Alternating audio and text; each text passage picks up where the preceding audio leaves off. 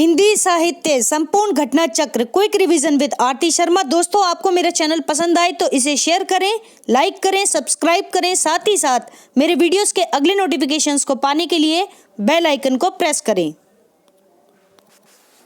दोस्तों, आज हम करेंगे घटना चक्र का पार्ट 99 यानी 99। तो चलिए देखते हैं अपने अगले प्रश्न। गौर करेंगे दोस्तों, हिंदी में शिकार साहित्य, हिंदी में शिकार साहित्य के अप्रतिम लेखक कौन हैं?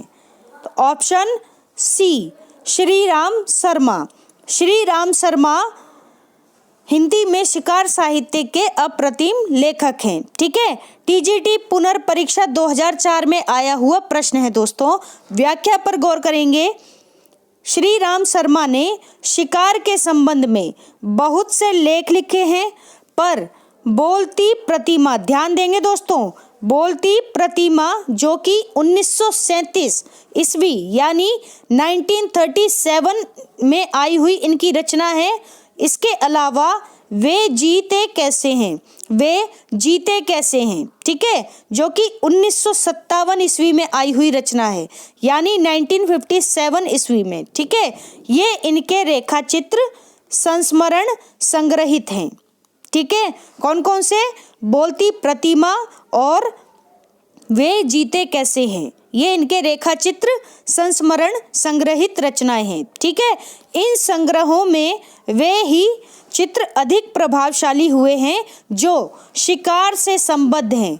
ठीक है, तो किससे संबंधित चित्र ज़्यादा प्रभावशाली हुए हैं? शिकार से संबद्ध चित्र। तो ध्यान रखें, जब भी आपसे प्रश्न पूछा जाए कि हिंदी में शिकार साहित्य के अप्रतिम लेखक कौन हैं, तो आप बताएंगे श्री राम शर्मा। ठीक है दोस्तों,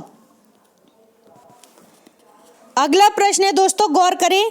निम्नलिखित में से कौन सी पुस्तक हजारी प्रसाद द्विवेदी ने नहीं लिखी है? तो नहीं लिखी है, ये प्रश्न पूछा गया है। देखते हैं। ऑप्शन सी नया साहित्य, नया साहित्य हजारी प्रसाद द्विवेदी की रचना नहीं है। इसके अलावा अशोक के फूल, कबीर और कुटज ये हजारी प्रसाद द्विवेदी जी की रचनाएं हैं। बाकी जो नहीं है वो कौन सी है?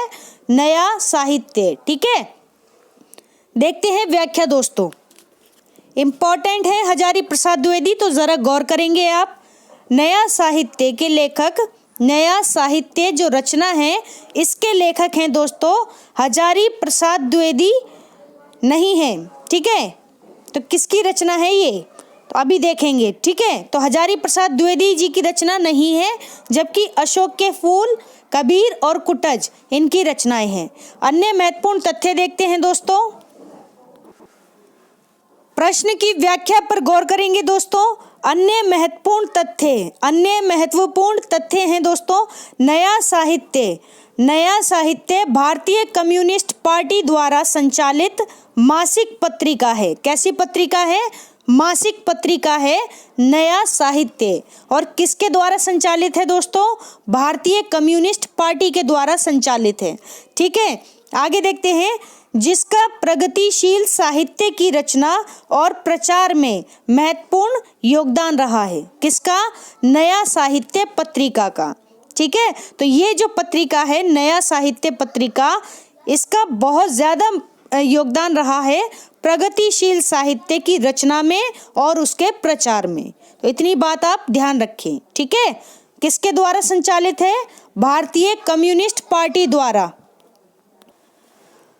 अगला प्रश्न है दोस्तों, गौर करेंगे। हिंदी साहित्य का आधा इतिहास, मोस्ट इम्पॉर्टेंट क्वेश्चन दोस्तों।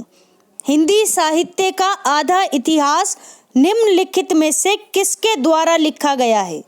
ठीक है, तो ध्यान रखें। ऑप्शन बी डॉक्टर सुमन राजे, डॉक्टर सुमन राजे द्वारा लिखित है हिंदी साहित्य का आधा इतिहास। ठीक है, ये नाम अपने आप में महत्वपूर्ण है। ठीक है, क्यों? क्योंकि जब इतिहास लिखे जा रहे थे तो सुमन राजे आई, उन्होंने इस नाम से लिखा अपना हिंदी साहित्य का इतिहास। क्या नाम दिया? हिंदी साहित्य का आधा इतिहास। ऐसा क्यों कहा? क्योंकि इससे पहले साहित्य का जो इतिहास मिलता था दोस्तों, उसमें कहीं भी स्त्रियों की बात नहीं की गई थी। ठीक है, इसीलिए उन्होंने अपने इतिहास संकलन को क्या नाम दिया? हिंदी साहित्य का आधा इतिहास। किसका है ये दोस्तों? डॉक्टर सुमन राजे। ठीक है, तो ध्यान रखें, जब भी हिंदी साहित्य के इतिहासों की बात आती है तो जो सभी इतिहास हैं वो एक तरफ, और उनके अलावा जो ये इतिहास है, तब जाकर के सुमन राजे कहती हैं कि अब जाकर कह सकते हैं कि ये हिंदी साहित्य का इतिहास, यानी आधा तो जो आप लोगों ने बताया वो, आधा जो मैं बता रही हूँ वो। ठीक है, तो इस तरह से है ये। आगे देखते हैं व्याख्या पर गौर करेंगे दोस्तों। हिंदी साहित्य का आधा इतिहास डॉक्टर सुमन राजे द्वारा लिखी गई पुस्तक है। डॉक्टर सुमन राजे द्वारा लिखित अन्य पुस्तकें इस प्रकार हैं, ध्यान देंगे दोस्तों। कविता सपना और लाशघर, कविता सपना और लाशघर। फिर है चौथा सप्तक। ठीक है, फिर है उगे हुए हाथों के फूल। फिर है दोस्तों यात्रा देश।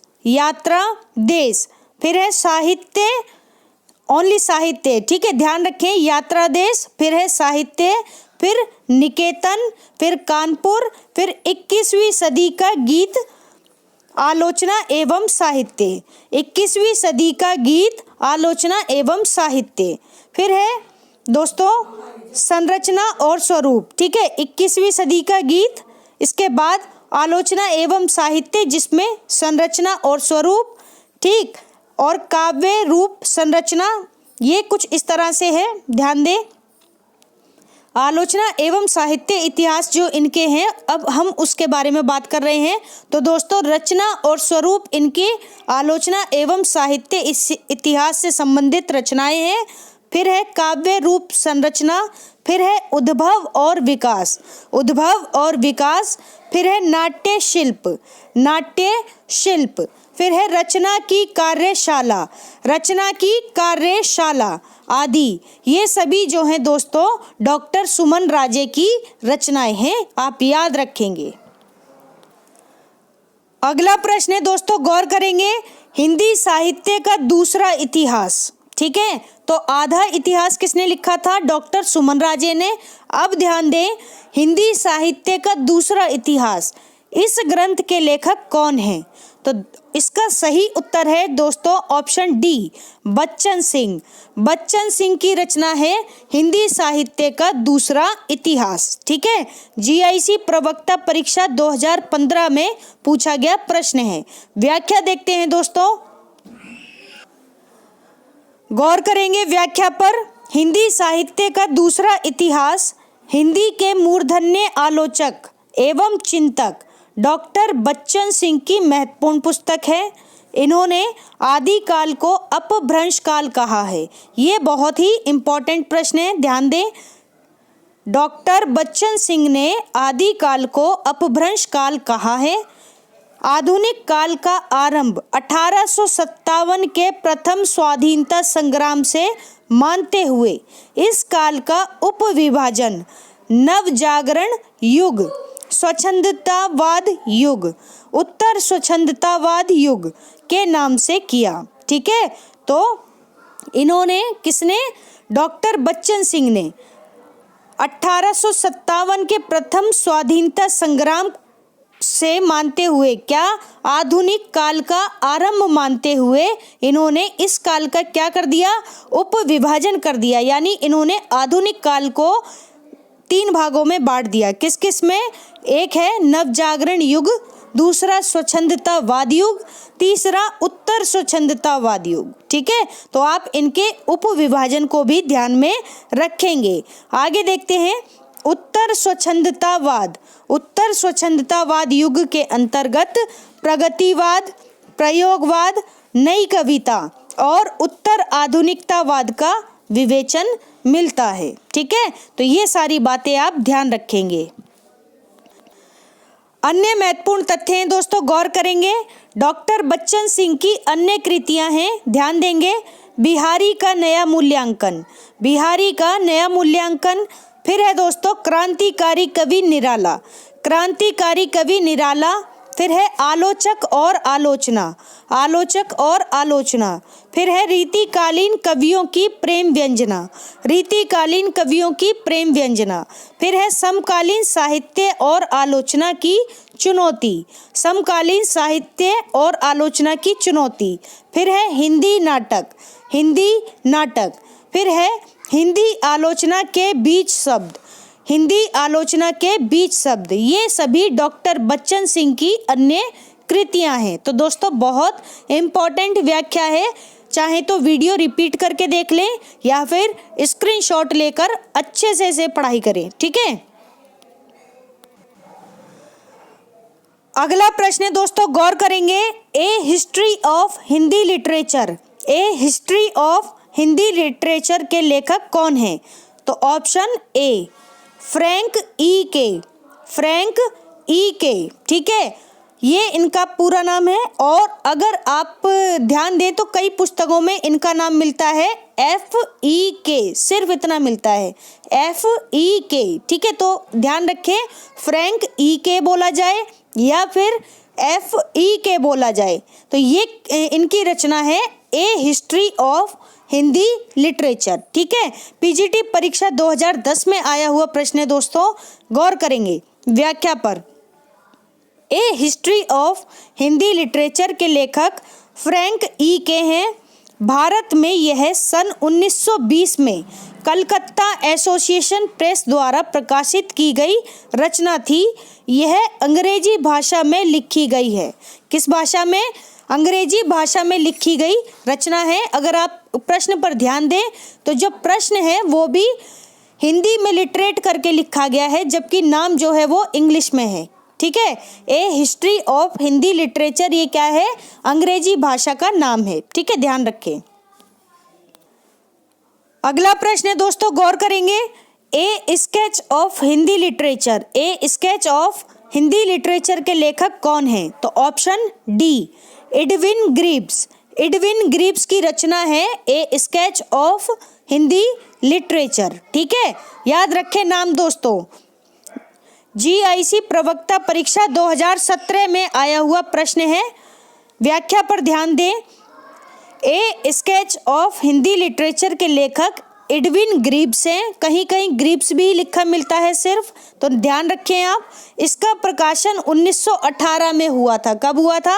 1918 में। अगर आपको याद हो तो सन 1918 में सूर्यकांत त्रिपाठी निराला जी की कविता आई थी जूही की कली, ठीक है। अगला प्रश्न है दोस्तों, गौर करेंगे। आलसियों का कोड़ा, आलसियों का कोड़ा ये किसकी रचना है? तो इसका सही उत्तर है ऑप्शन डी सितारे हिंद, सितारे हिंद की रचना है आलसियों का कोड़ा, ठीक है, ध्यान रखें। पीजीटी परीक्षा 2003 में आया हुआ प्रश्न है। व्याख्या पर गौर करेंगे दोस्तों। आलसियों का कोड़ा के रचनाकार राजा शिव प्रसाद सितारे हिंद हैं। कौन है? राजा शिव प्रसाद सितारे हिंद हैं, ठीक। इनकी अन्य रचनाएं कौन कौन सी हैं? राजा भोज का सपना, राजा भोज का सपना, वीर सिंह का वृतांत, भूगोल हस्त मालक, भूगोल हस्ता मलक, ठीक है, वामा मनरंजन, वामा मनरंजन। फिर है मानव धर्म सार, मानव धर्म सार। फिर है उपनिषद सार, उपनिषद सार। फिर है दोस्तों योग वशिष्ठ, योग वशिष्ठ, ठीक है, ध्यान रखें। राजा शिव प्रसाद सितारे हिंद की रचनाएं हैं, जिनमें योग वशिष्ठ इनकी महत्वपूर्ण रचना है, ठीक है। तो दोस्तों इस प्रकार हमने देखा कि आलसियों का कोड़ा किसकी रचना है? ऑप्शन डी सितारे हिंद की रचना है, डॉक्टर शिव प्रसाद सितारे हिंद की रचना। अगला प्रश्न है दोस्तों, गौर करेंगे। चंडी चरित्र, चंडी चरित्र किसकी विशिष्ट साहित्यिक रचना है?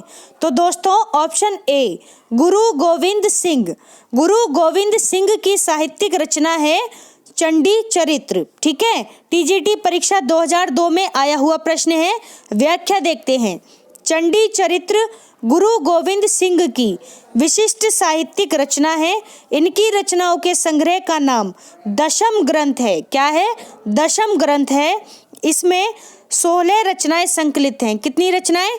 16 रचनाएं संकलित हैं। इनकी शैली ओजस्विनी है। कैसी है? ओजस्विनी शैली है। गुरु जी की रचनाएं, गुरु जी की रचनाओं में वीर रस प्रधान है। तो ध्यान रखें, गुरु गोविंद सिंह जी की रचनाओं में वीर रस प्रधान रस है। ठीक है, ध्यान रखें, बहुत ही इंपॉर्टेंट प्रश्न। अगला प्रश्न है दोस्तों, गौर करेंगे। कबीर के बीजक पर, कबीर के बीजक पर रची गई त्रिज्या टीका किसकी है? तो दोस्तों ऑप्शन ए इसका सही उत्तर है पूरन दास। पूरन दास की टीका है त्रिज्या। और किस पर रची गई है? कबीर के बीजक पर रची गई टीका है त्रिज्या। ठीक है, यूपीपीएससी एलटी ग्रेड परीक्षा 2018 का प्रश्न है। व्याख्या देखते हैं। पूरन दास अमर साहब के शिष्य सुखलाल साहब के शिष्य थे। किसके? पूरन दास अमर साहब के शिष्य सुखलाल। अब ऐसे ध्यान रखें, अमर साहब जो थे सबसे ऊपर गुरु, ठीक है, इनके शिष्य थे सुखलाल। सुखलाल के शिष्य थे पूरन दास। ठीक है, इनके तो ये एक गुरु शिष्य परंपरा भी ध्यान में रखें। उन्होंने, किसने? पूरन दास ने वैराग्य शतक नामक ग्रंथ की रचना की। उसके बाद उन्होंने निर्णय सार और बीजक की त्रिज्या टीका की रचना की। ठीक है, कौन कौन सी 2 रचनाएं हैं? ध्यान दें, एक तो है, 3 है, सॉरी 3 रचनाएं। एक तो वैराग्य शतक, एक निर्णय सार, एक है बीजक की त्रिज्या। ठीक है, तो ध्यान रखें किसकी रचनाएं हैं ये? टीकाएं हैं ये पूरन दास की। ठीक है, इंपॉर्टेंट है, याद रखें। तो दोस्तों हमारा आज का ये वीडियो यहीं समाप्त होता है। Thanks for watching. अगर आपको मेरे वीडियोस पसंद आ रहे हैं तो इन्हें लाइक करें, शेयर करें, मेरे चैनल को सब्सक्राइब करें। साथ ही साथ मेरे वीडियोस के अगले नोटिफिकेशंस को पाने के लिए बेल आइकन को प्रेस करें। धन्यवाद दोस्तों।